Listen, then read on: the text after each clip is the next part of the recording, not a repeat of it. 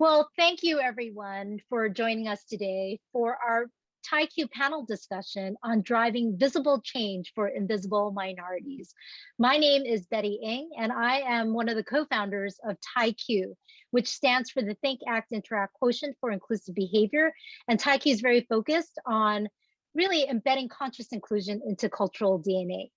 So in celebration of AAPI History Month, as well as and Heritage Month, as well as Pride Month, I am excited to be joined today by my esteemed panelists. So we've got, in no specific order, we've got Todd Sears, who is the founder and CEO of Out Leadership. We have Soon-Mi Kim, who is the Chief Diversity, Equity, and Inclusion Officer for Omnicom Public Relations Group. And we have Marlon Young, my amazing co-founder of TAIQ. And he's also the former CEO of HSBC's Private Bank Americas. So we have a really wonderful and packed agenda for today. I've already included the bios for each of our panelists. They are amazing, and we probably could spend the whole hour just going through their bios. But instead, I'd like to, in fact, just launch into the first question, with respect to what extent, because today we're talking about driving visible change for invisible minorities. And the first question really is, and I'd like each of the panelists to talk about, to what extent have you experienced being an invisible minority? So Todd, why don't we start with you? Sure. Well, I first want to thank you, Betty and Marlon, for including me and for the great work you all are doing with TAIQ. It's exciting to see it grow. I know it's always challenging starting a new business, and it's exciting to see so much impact that you're making already. So thanks for including me. I guess to start off with, from an LGBTQ perspective, we are invisible at all times until we choose to become visible, right? The idea of coming out is something that every LGBTQ plus person has to navigate and do. And it is an ongoing process. It is not a one-time event. Every time you walk into a meeting, a new company, a new situation, you have the either opportunity or challenge to decide to come out and make yourself known and visible. So being invisible is sort of the daily experience of LGBTQ people. But I would add to that from a corporate perspective, Out Leadership works with 94 companies around the world, and I'm actually in London today for our 10th annual Europe Summit. And one of the things that we actually discussed at one of our events yesterday was exactly this idea that not only do you have to come out in all these different environments, but also globally it is a major challenge, because in 71 countries it is still illegal to be LGBTQ. And so people literally do take risk to their personal safety simply by coming out and becoming visible. So it really is up to the corporations to create that sense of safety. And the final thing I'll say is that I actually judge corporate cultures by how they treat LGBTQ people, because we are invisible. And what a company does for an invisible minority sends a huge message to all the visible minorities, whether ethnicity, race, gender, et cetera. So what you're doing for a population like LGBTQ people really is the canary in the coal mine of what your broader corporate culture is. Mm-hmm. Mm-hmm. Great, thank you. Soon-Mi, I'd love to hear your perspectives in terms of your experiences. Thank you, Betty. And it's so great to be here with both you and Marlon as well. Thanks so much for the invitation. And I'm actually glad that I got to speak after Todd so I could hear what he has to say as well, too. So thank you so much for being here, Todd, as well. I think this is a really interesting question, Betty, when you ask about being an invisible minority, because I think about the power of words, right? And so even the word minority, right? So it's often like Houston's talked about as majority minority. Well, aren't you just the majority at that time? Like, what are we trying to say when we're like majority minority? Because we're not minor. And I feel like that is kind of an undercurrent when we even like think about that term. The other part of it is, if we look globally, those that are of Asian descent, we're not minor there either. We're like 60% of the globe. I think the Indian population alone is 20%, 1 in 5. Chinese, 1 in 5, 20%. So 60% is not minor either, if we think about that globally. But even the word invisible, I think, is really interesting because I don't feel invisible, particularly lately, right? Because we know that so many from our communities are targeted because we wear our race on our face.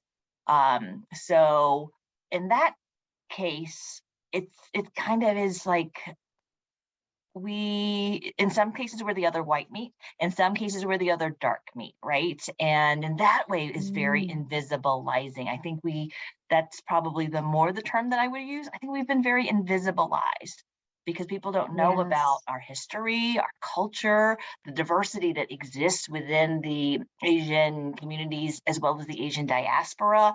And so there's a phrase that's used in Kathy Park Hong's book, is that we take up an apologetic space. And I feel that. I'm often thinking about like where and whom am I taking space from, which I think can be a good thing because we don't want to take up, let's say too much space and take air out of the room. But in other cases, like we have rights to be here. We deserve to be seen, for our stories to be told. So there's so much of this really even wrapped up even in the words that we choose and the things that are happening to us that make us invisible versus who we really are. Great. I'll stop there. Yeah. And I really want to reinforce that, this conversation, it should be a conversation. And so if there's anything that anyone says here that you want to piggyback off of and also share some personal stories, would love that. For now, I'll turn it over to Marlon to talk, actually, to what extent have you experienced being an invisible minority? Sure. So I think I'm going to respond to that based on my own personal experience. And then I would react to what Todd had just said, as well as Sunmi comment, because it's very relevant to my own experience. So I've had a few what I call unfavorable experience being a person of color and being a gay person. And I'll give you two examples that comes to my mind. One, there was a very senior position that I wanted to be a candidate for, and I was told by a very credible source that I would not be considered for that role, not because of my qualification, but because they were specifically looking for an African American or a Hispanic talent to fill that role. So just based on that, I did not quite make that list to be considered for that position. In another situation, I was in a very short list to be to be considered for a CEO of a major regional bank in the West Coast. But I was told that I should, I have one more interview, and that interview was with a very senior and long-standing board member. And during that conversation, when I was speaking, the subject of life and family came out. And I obviously, Todd, this is what you say, right? Choose to come out and disclose yourself. So I thought it was an opportune time to disclose about, my relationship, my family, being in a same-sex marriage. But it was very visible how uncomfortable this person became and how the whole conversation became such a difficult conversation to connect with him. Right. So after the conversation, I spoke to the chairman of the board, who was an advocate for me in that short list. And I explained that I sensed it was a very uncomfortable conversation. And obviously he said the right thing by saying, we are an equal opportunity employer. We don't discriminate, blah, blah, blah. Let me talk to the board member and I'll get back to you. Never came back to me anymore. After that conversation, the discussions ended right there. So it's very interesting when we talk about judging corporate culture, right? How those two examples? How do you put that in a data, right? That the organization did not actually do the right thing, right? Because it's not included in any statistic, right? I mean, for that example where they wanted a person of color, but they decided to choose an African American or Hispanic, right? Their statistics shows a positive number there, but I was visibly excluded. So I'll just stop there, right? So it's all about, Sunmi, your comment about taking space. Why should we be taking space from a small box? That circle has to be a bigger circle for all of us to participate. And that's where I always find it difficult for an invisible minority. Can I add something if that's okay? Yeah. Well, Marla, I think it's terrible that happened to you. It also concerns me when folks are, folks in positions of power are looking at filling these roles from a more tokenized place. So, I mean, so many wrongs are, I hear it in your story on multiple levels. So I'm just really sorry to hear that. Yeah. Me too. Betty, and maybe I can hop on that as well. I think something you said, both of you actually, I think, Sumi, when you mentioned the apologist piece, right? Apologizing in these ways and being a minority, even in our heads and our space. I think so many of us do that. And there's a gender piece to that as well, in terms of women speaking up and putting their hand up for roles. There's stereotypes around Asian Pacific and LGBT as well, right? There's the stereotype that we won't come out and self-identify. There's the stereotype that, you know, we shouldn't be counted. And you know, the thing that I was reacting to when you were sharing that story, Marlon, and I'm sorry that happened as well, is you know, the idea that the number one reason from our research that LGBTQ people still don't come out at work is that we don't want to make the people around us uncomfortable, right? And your story is exactly that. And that's a global statistic, by the way. So we have data from the US, Europe, Asia, and Australia. And you think about that. I mean, we literally exist trying to make everyone else around us comfortable. Don't be too gay, don't be too butch, don't be too insert blank, whatever the difference is, so that you're fitting into the majority, whatever that is. And I think that's an important thing to really call out, because it is the idea that somehow we have to change to fit into everything around us versus changing the structure so that we're actually included. Absolutely, absolutely. Thank you so much for sharing those perspectives. Why don't we turn to a quick poll, the audience. Okay, so can you all see the poll on the screen? Actually, there are two questions. How do you feel about the progress of inclusion for the AAPI community, so the Asian American Pacific Islander community? So single choice, you know, progressing, regressing, no notable change. And similarly, how do you feel about the progress of inclusion for the LGBTQIA+ community? Progressing, regressing, no notable change. Be very interested to see what the audience has to say. So we'll just wait a little bit till I see responses slow down or stop. Betty, I wish there was the option for it depends. Yeah. And progressing in certain ways, regressing in other ways. You know, but Totally you know, right. as an overall view, right? How do we feel?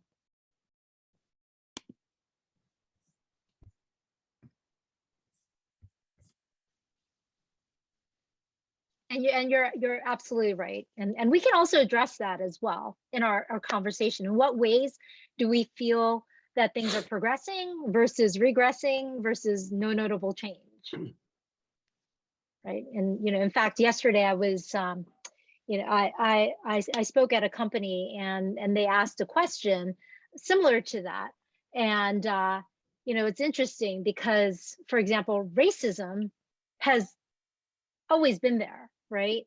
But it does, so that hasn't really changed. But what has changed, it seems as though people are now seemingly, for some reason, more empowered, it seems, or emboldened to act on their racism, right? So, but anyhow, I will end the poll, and so that you can see the results.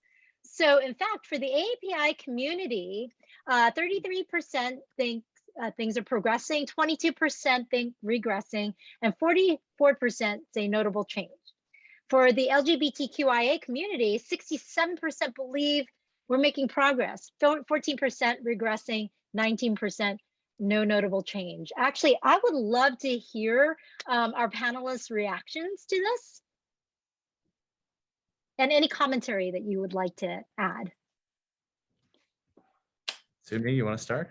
Oh gosh, this is so hard. I mean, truly for me, I think it depends. So, Yes. in terms of the AAPI community, I see there are pockets of representation that make me so proud that I want to stand on my chair and I'm so excited about. And then I see in other cases quite the opposite. And I cannot ignore the hate that our communities have very acutely felt while recognizing that is not new. So in that case, I'm like, okay, it just continues. On the specific LGBTQIA plus community, I try to think about that in this kind of like a larger arc.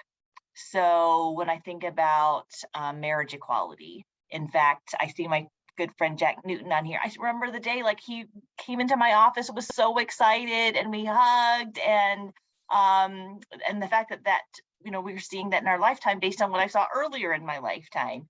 So when I kind of try to take things like that into account, but then there's the whole "don't say gay" bill that's going on. So that's why, as I'm reading this, I'm like, I feel like one of those little barometers that's going back and forth, back and forth. So I feel frustrated when I kind of think about this. But no, I'll stop. Todd, Marlon. No, I think Sumi is correct, right? We take 2 steps forward and then 1 step backwards. But that 1 step backward probably is maybe situational or one incident that has damaged the progress of a movement, if you will. And so that could be kind of discouraging. But I think we just have to have a more optimistic lens and say that if every one of us can make people more aware of some of our situations and some of our restrictions that are imposed on us, I think we would. I'm more encouraged that we will progress faster. I think it's an issue of the pace of progress that we're discouraged. But I do see that there are some movement upwards. I would echo that. I think taking a 10,000 foot perspective, if you think about LGBTQ rights in the last 20 years, right? We've seen marriage equality in 2 different Supreme Court cases. We saw sodomy laws repealed, don't ask, don't tell, transgender service in the military. I mean, there are so many pieces of progress in just a very short period of time. And then at the same point, it still does feel like we are regressing in so many ways. So don't stay gay. I think there were 167 anti-trans bills in 31 state legislatures in the last 12 months in the United States. Not to mention here in the UK, where I am today, there are huge conversations from what's called the TERFs, the trans exclusionary radical feminists, who do not think trans women are women. And there's this infighting in the community. And something a comment I made last night is that I do think we have the opportunity and I think the obligation to create conversation, especially in these grayer areas. Because marriage equality, I think, was an easier conversation for people, right? Love. 2 people who love each other should be able to have the same rights as any 2 other people. But if you're talking about trans in sports or some of these other things that are a whole lot more complicated with a lot more gray and a lot less understanding, there's more education that has to happen and conversation. And we're not good at doing that anymore. We're much better at Twitter storming and calling out people and canceling people and gotcha. And there's that piece of it. And the final thought I would say, just I'm with you, Marlon. I'm the eternal optimist. Have you all seen the Netflix show Heartstopper or heard of it yet? Okay, this is my gift to everyone today. If you have not seen or heard of Heartstopper, it's a beautiful romance of 2 teenagers, and it's an LGBTQ love story. And every piece of the community, diversity-wise, is represented, and it's just absolutely beautiful.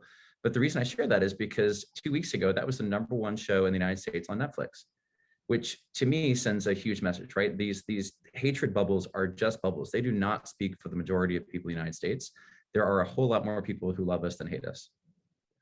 One of the challenges that we face also is there's a tendency to aggregate data and say we've made progress, right? As opposed to disaggregating data and looking at specific issues, because averages are very deceptive. And I'd like a reaction from the panel here, because I see these often and I go, my gosh, there's a lot of these smaller groups that are not moving up or not progressing. Simi, what do you think? I mean, I get a little, not even a little frustrated. I get a lot frustrated because here's where I try to be the optimist too. And I really, really hope that that moral arc of the universe is bending towards justice. And then there's this other part of me that is like, you know what? Our elected representatives do not look like us, and they hold the political power. When I think about the effects of climate change, and that's irreversible, and who gets impacted the most by that, people of color and underrepresented communities. So that part is like, okay, that's where I get the big concern there. But Marlon, I apologize. I was kind of like responding to something Todd was saying on the message, but I don't think I fully heard your question. But can I interject here? Wow. Yeah, please. can I interject here in terms of averages? And I'm also monitoring what's been said in the chat. Like, there is definitely a danger with respect to averages saying, oh, for the entire AAPI community, this is happening. For the entire LGBTQIA plus community, this is happening. But you know what? It means a whole lot of different things to be AAPI, right? Yes. And there are different pockets where there may be more progress, and different pockets within that are affected differently. And one thing that a lot of people don't realize is that even within the Asian American community, actually, Asian Americans have the highest income inequality of any racial or ethnic group, higher than the Black community, etc. We have the highest income inequality. So we need to recognize that this is there's that diaspora, right? Can I add to that real quick? So yes. It's so interesting because even with that, people want to kind of dissect, right? Like, oh, East Asian versus Southeast Asian versus South Asian. But that disparity, even within, let's say, Chinese Americans, that disparity exists there too. So it's actually far more complex than just even regionalizing. Exactly. Well, and I would respond the same way on the LGBTQIA plus piece as well. One, I jokingly say we have to have a PhD to speak about LGBTQIA plus because we keep adding acronyms, but which is inclusive on the one hand, but it also risks being an average, as you said, Marlon, because the experience of lesbians is quite different from gay men, quite different from bisexual people. The idea that sexual orientation is somehow conflated with gender identity, they are two separate concepts. And so, from a corporate perspective in particular, we always want to have data, right? So we want to say, how many LGBTQI plus employees do I have?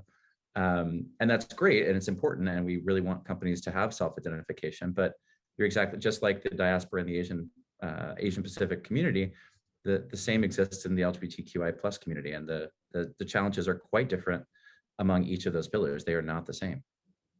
Yeah, absolutely.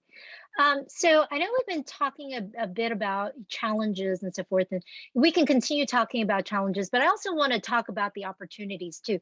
So perhaps, Simi, maybe, for the AAPI community, what do you see as perhaps some additional challenges, but also opportunities?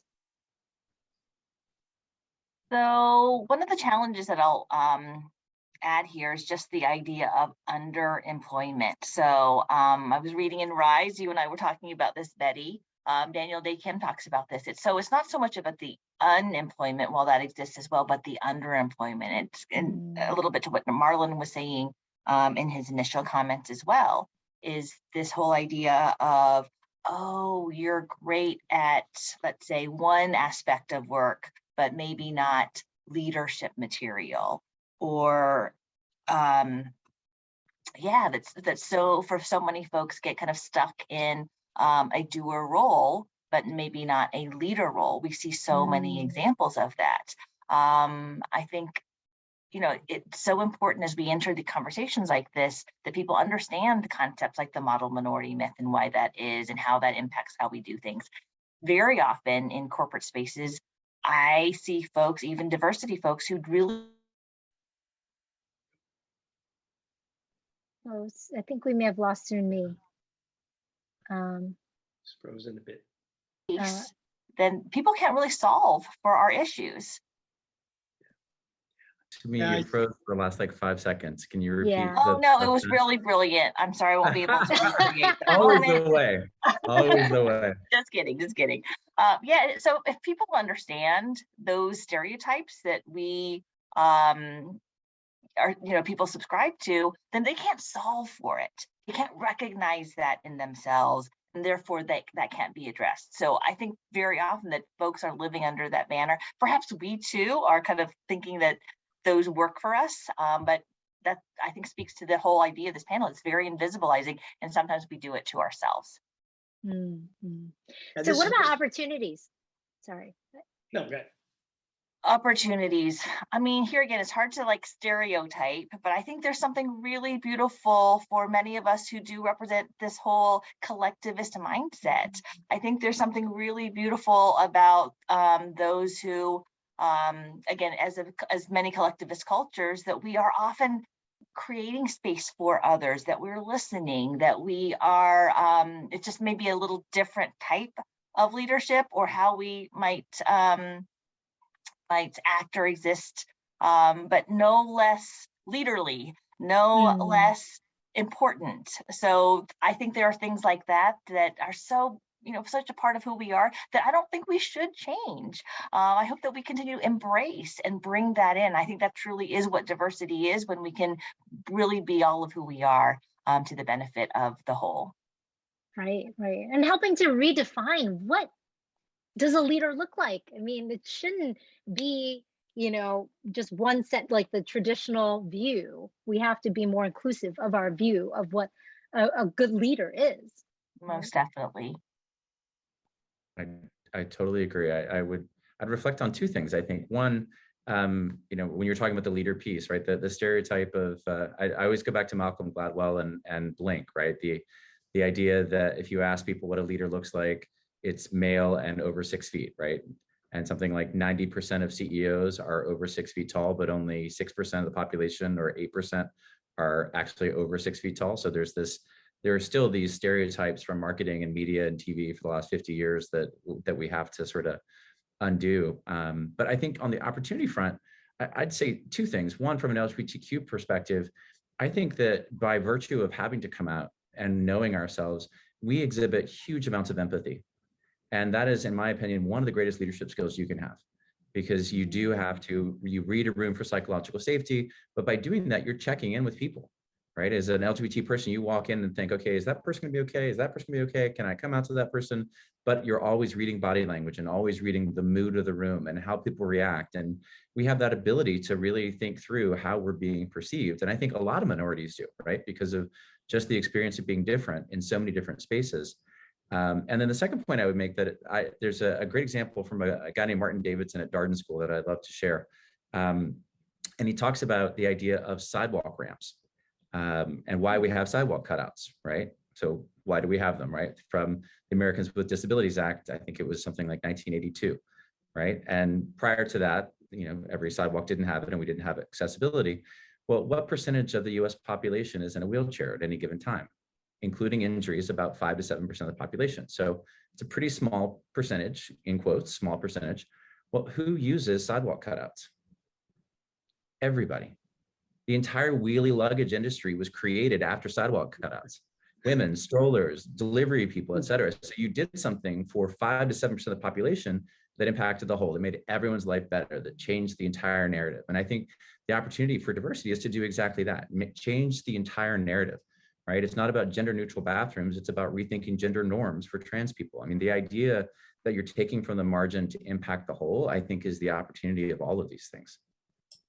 Oh, can I add to that? Let's not also forget, just in terms of universal design, our phones and graphical user interfaces. I mean, we owe a lot to the idea of universal design, and how for one benefits so many others. Exactly right. So many opportunities. Yeah, there are. So Soon-Mi, as a Chief DEI officer, what programs and initiatives have you seen be impactful in raising awareness of and driving change for invisible minorities? And I'm not just talking about AAPI and LGBTQIA+, but also persons with disabilities, the military. I mean, are there, initiatives and programs that you've actually seen actually really raise more awareness and be more impactful in creating a more inclusive culture? Yeah, so Betty, the way that I would answer that is, first, I think we have to address our thinking, right? How do we even think about this? Because I think for many people, when they think about, diversity or people of color, like, oh, let's do this charitable act. And that's completely the wrong way of thinking about this. So I often talk about this as absolutely a moral imperative, but it is also a business imperative as well. And so sometimes that can feel trivializing, but it is true. And we've got to make the connection to the business to make sure that we get the resources and the attention that we need. I will say in our case, we try to attack things systemically. So systemically isn't necessarily like a one and done type of program or, something like that. But we, for example, we have a very robust learning journey that we have in place. And so we offer multiple ways for people to learn because we believe that's important. If you're a people manager, if you are a business leader, if you are a client counselor, no matter what you're doing, but certainly in those capacities, you have to up your IQ as it relates to diversity, equity, and inclusion, just to be a good manager or whatever role that you're doing. And we extend that to role and responsibility specific areas as well. The other areas that we focus on is really on the talent recruitment and retention. The retention part of that is really, really important as well. We have to be truth tellers to ourselves when we think about systemic issues. When we think about toxic culture, we can't be like, oh yeah, you all are toxic, and not look in the mirror. What is it that's toxic about the ways that we do things? How are we addressing things systemically? And the last part, I would say a big focus for us is connecting it to the work. So just making sure that it's just making sure that people understand that is so integral. So again, it's not this charitable endeavor. It's not this cute program off to the side. It's really about integrating it into every aspect of what we do. So that may not sound very sexy, but we believe that that's what's required for us to drive true change. Yeah, it's really important for it to be integrated into everything and woven into everything, right? So, Todd, I'd love to hear about what Out Leadership is doing and the impact that you're having. Can you talk a bit about that? And, especially, what have you found to be really effective in terms of moving the needle, so driving that visible change? Well, thank you for the opportunity to talk about it. I would echo actually what Simi was just saying. This is not a charitable endeavor. Out Leadership, for those who don't know, is the first and only global LGBT business organization. We've been around 12 years. I, like Marlon, was a recovering banker before I started the organization. And so I always come at this from a right thing to do for business perspective. There are a million right things to do in the world, but from a business perspective, if you can make it sustainable to the bottom line, then you can make progress, right? For-profit companies will only do things in their bottom line best interest. And that's been our approach around the world, tying LGBT equality to business opportunity.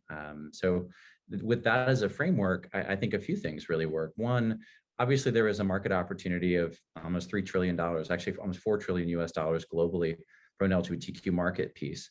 But I take it broader than that. We actually start talking about the ally marketplace, and that's about 8 to 10 times the market of the LGBTQ market, because there are parents, friends, brothers, sisters, people who care about LGBTQ people who make their buying decisions now based off of LGBTQ friendliness for companies. There was a Gallup poll a couple months, maybe 2 months ago, that said that 21% of Gen Z identify as LGBTQ+.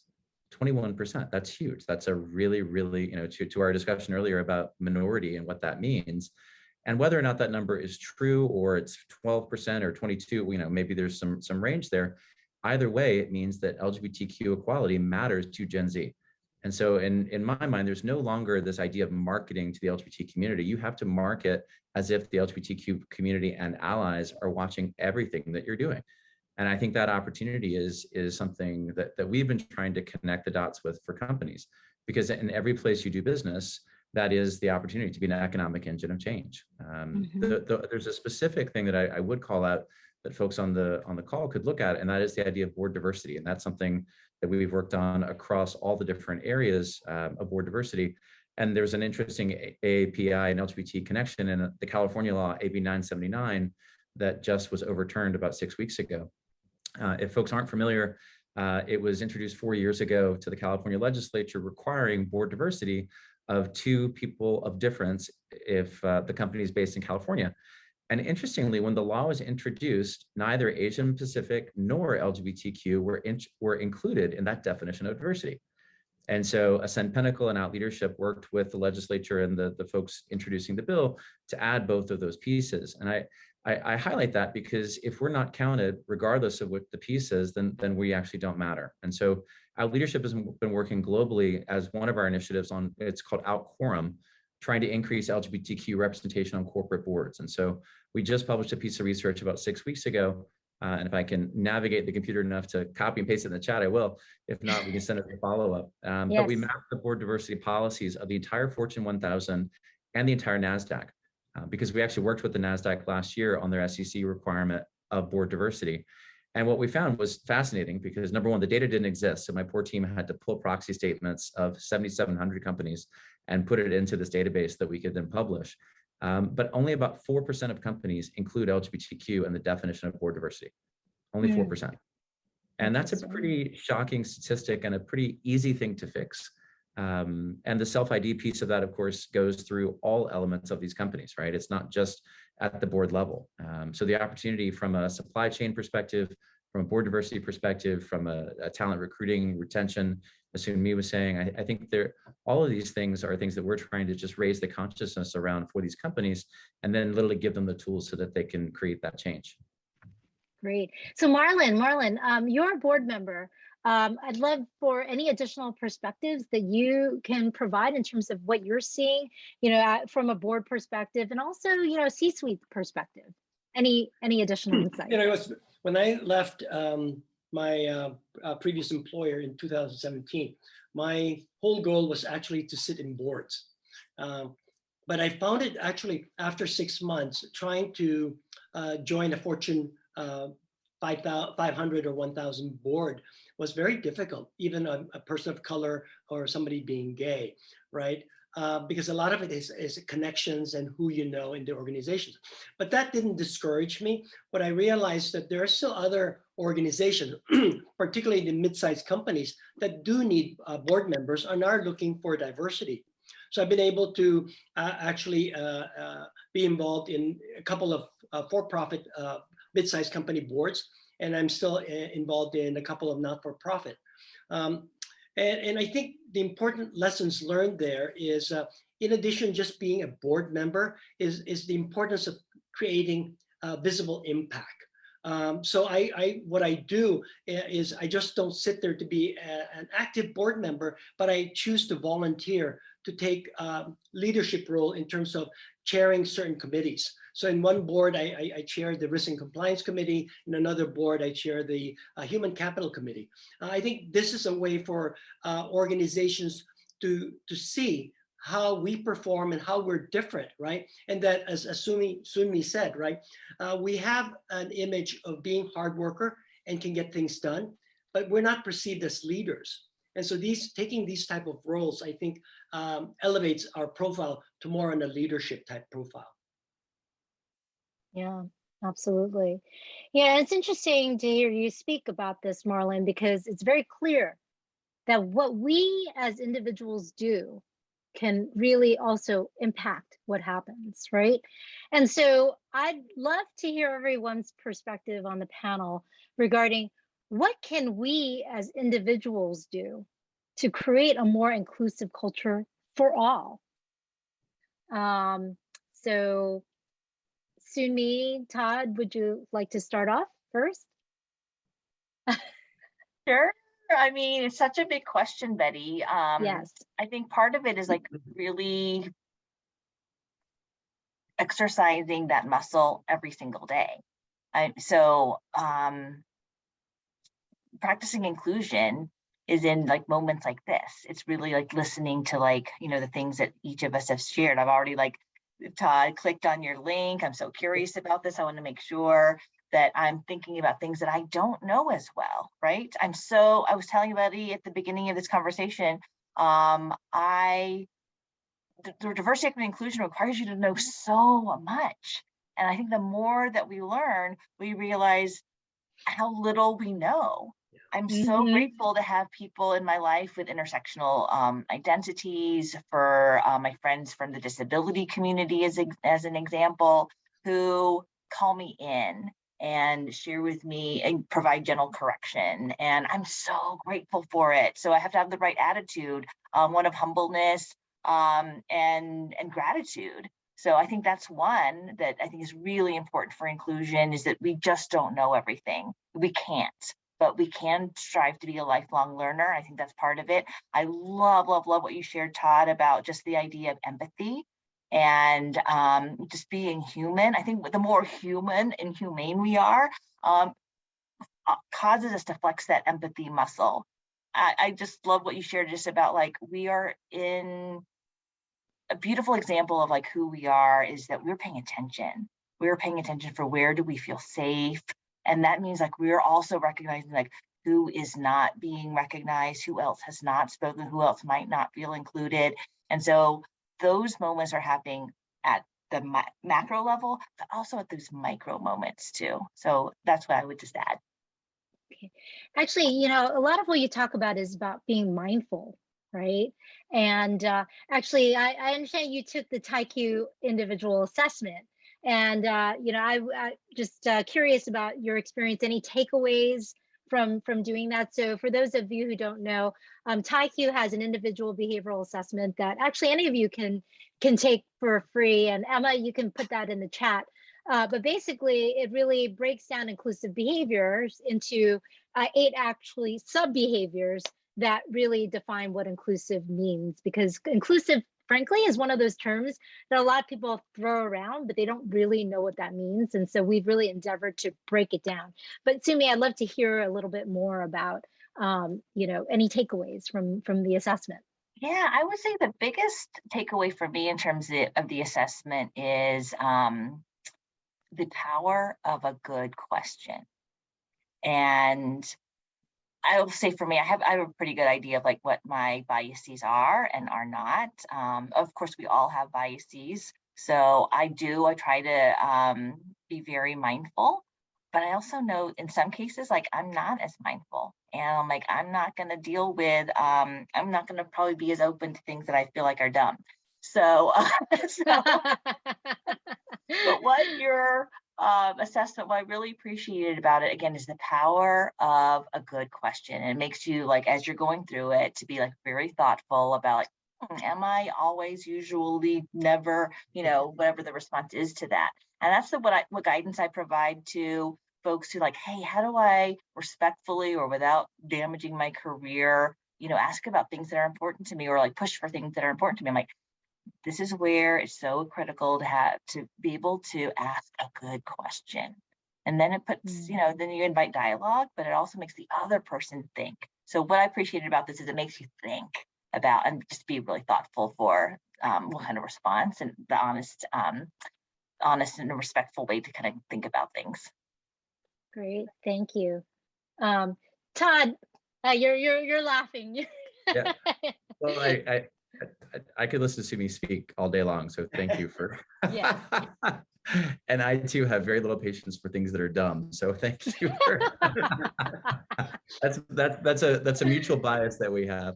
But on the prior piece of it, though, that you were speaking about, I mean, the question, Betty, you asked about what individuals could do. I mean, to me, what you were speaking about in my mind was just allyship, right? And so I did post in the chat, we published a piece of research called Ally Up about 2 years ago. It's the first and only global allyship research for LGBTQ leaders. And we're going back in the field, hopefully, to look at intersectional allyship. And, you know, the idea, we actually published it about 2 weeks before George Floyd was murdered. And so many companies, we were doing conversations around the learnings from the research. And one of the fascinating things that we found from LGBTQ leaders was that they were told not to, as we said earlier, you know, not to share stories of prejudice, not to share who they are, try to make everyone around you comfortable. That's actually where that data came from. And then in the wake of Black Lives Matter and George Floyd, so many companies finally started having conversations with their Black and African-American employees across the US. And fascinatingly, they heard the same thing from those employees, that they had been told for their entire careers, don't share stories of discrimination or racism in your career. Make the white people around you comfortable. And I share that because, you know, I think right before we started, you were talking about a Lyft driver that was calling out racism, and the idea of standing up in those moments, I think, is really, really key. And I think we do have to train our allies to actually help us in ways, and we have to educate them. You know, I jokingly, it's true from our data from like 4 or 5 years ago, the number one thing that straight white men think that they need to do for LGBTQ leaders is show up for an ERG cocktail. Yeah. Because we've taught them over the years that that's what they need to do. They need to come to the pride group and say hello and wave and then go off and go back to work. And there's this risk reward analysis that you have to do as an ally. And that's a very low risk ally behavior. It's a much higher risk if you're in Singapore and you actually say as a CEO of a business that gay people shouldn't be illegal. That's true allyship, right? That's using a platform that you have. And then you have to sort of then think about that piece of privilege, right? It goes back to the charitable piece, Sumi, you said, right? We don't want charity. I don't want to be patted on the head and say, I'll be your ally and I'll help you, right? There was a woman that spoke on a panel with me a couple of years ago who said, and I love this, and I will think about who she was. Brittany was her first name, but I can't think of her last name. But she called it being an accomplice versus an ally, right? An accomplice is side beside you, planning to overthrow the patriarchy, was what she said. But the idea is that the person is beside you in the fight, and that you're equals, and that you're trying to move an agenda forward, versus this sort of imbued power dynamic of being an ally. And I think that's, you know, from a day-to-day perspective, it is that opportunity to really, and I think that goes to what you said, Sumi, the opportunity to understand the perspectives that people have and check your biases, and then put that into action in small ways every day. And very similar, Todd, to you. I'm sorry. Actually, I want to hear your perspectives, Marlon, but I see that Ari, you have your hand up, Nora, maybe others. If you could put your question in the chat, that would be great. And then while you do that, Marlon, please share your perspectives. No, just to react to Todd's comment about accomplice, I like that word. Very similar. Often, you know, in corporations, they ask people like us to look for mentorship, right? I don't think mentorship is enough. We really need somebody that advocates you. And there's a very big difference between somebody who's a mentor and somebody who's an advocate. And very few, people are prepared to be, advocates. Or sponsors, as sometimes they call them. Yeah. Real sponsors, right? Yeah. I definitely agree. Well, and sponsors are the most important person that you have in a career, right? And there's a gendered nature to that as well. On average, I think Sylvia Hewlett's research said that on average, men have 11 sponsors in their career, and on average, women have 2. And if a woman I'll tell you that what's interesting, in my 30-year career in the financial service industries, I probably have 20 managers that I work with. 4 of my best managers and 4 of them who I felt are sponsors and advocates were all women. Yeah. Very interesting. All women that supported me. It's amazing. Wow. Yeah. Great. Okay, so we have a few minutes left. So I'd love to take some Q&A. Actually, I saw Ari, you had your hand up. Can you put your question in the chat? Others, if you have questions, please put them in the chat. And also, in the meantime, Emma, do we have some questions that we can ask to our esteemed panelists here that have come through? Yes. So first question is, what should invisible minorities do to be more visible and or increase their profile?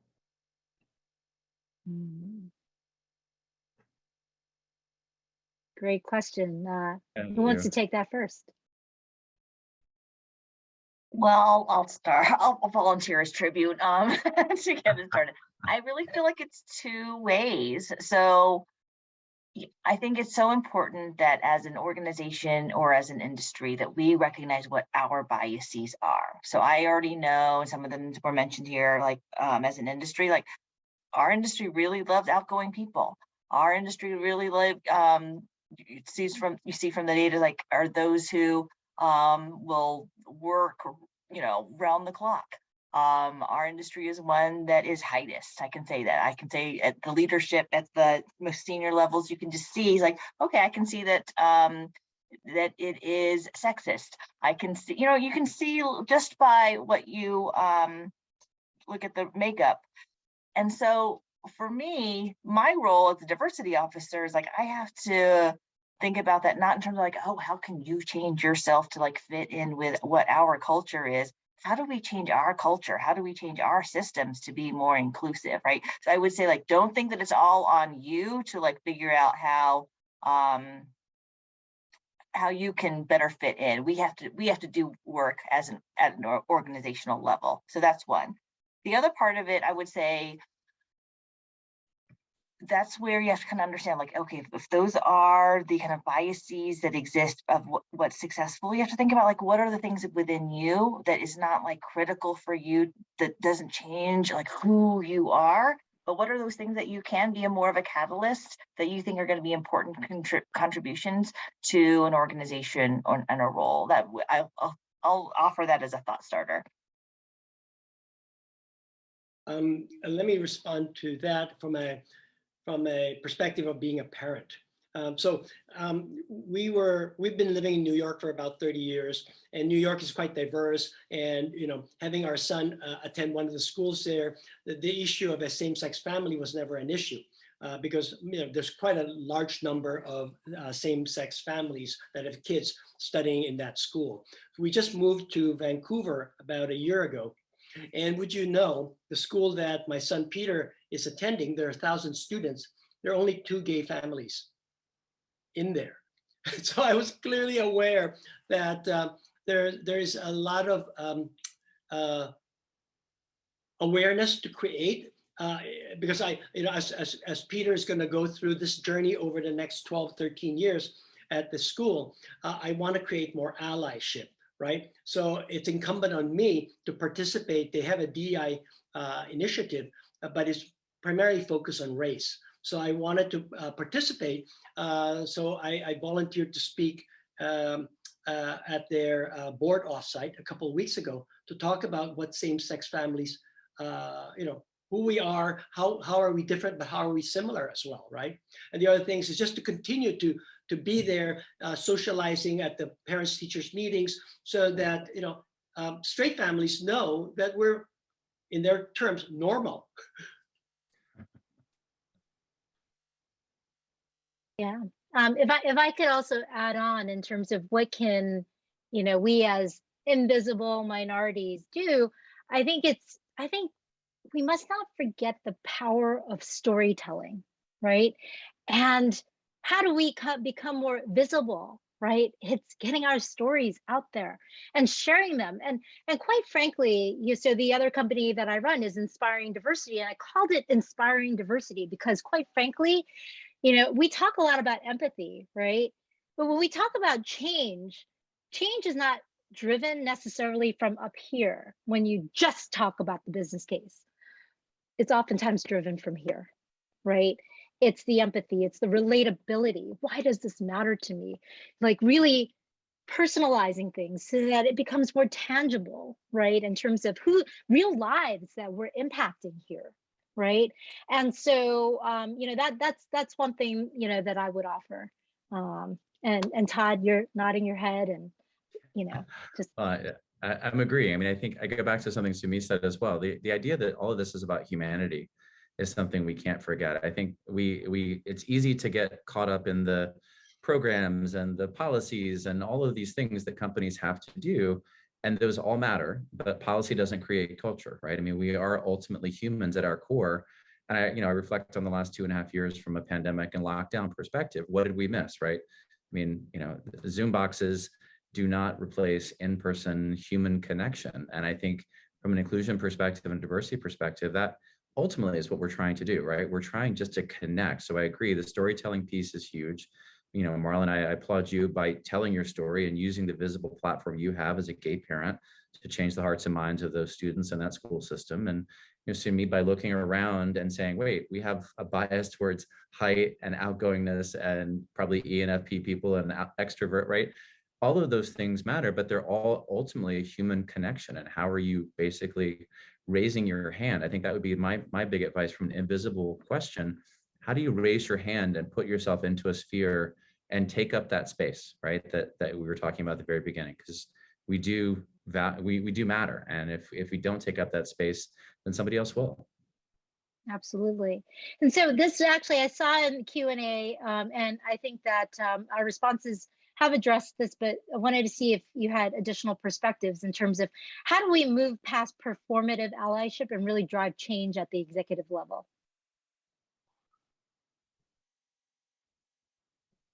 I think we probably just gave about 30 different answers over Yeah, there. exactly. Yeah. So, but I just saw it pop up, so I just wanted to make sure. And it's an important question. Yeah. I Yeah. think all the actions we just talked about are doing it in your own way, it sounds like. Well, great. So we are at the hour, and I have to say that this has been an incredible conversation. I've been monitoring the chat. It's been active. People have really thought that this has been an awesome session, so informative. Really, thank you, Sunmi, Todd, and Marlon for sharing your perspectives, your stories, really great actionable things for each of us to consider, both as individuals as well as at the organizational level. So thank you for empowering us to drive more visible change for the invisible minorities, and really just more broadly, driving more inclusion for all of us. So thank you again. And again, for those of you who are interested, we have our free TAIQ assessment. Just click on the link and you will get your own individualized report and heat map. Okay, stay in touch. Thank you very much. Thank you. Thank you, everybody. Thanks, Appreciate it. everyone. Thank Alrighty. you. All right, bye-bye. Bye-bye.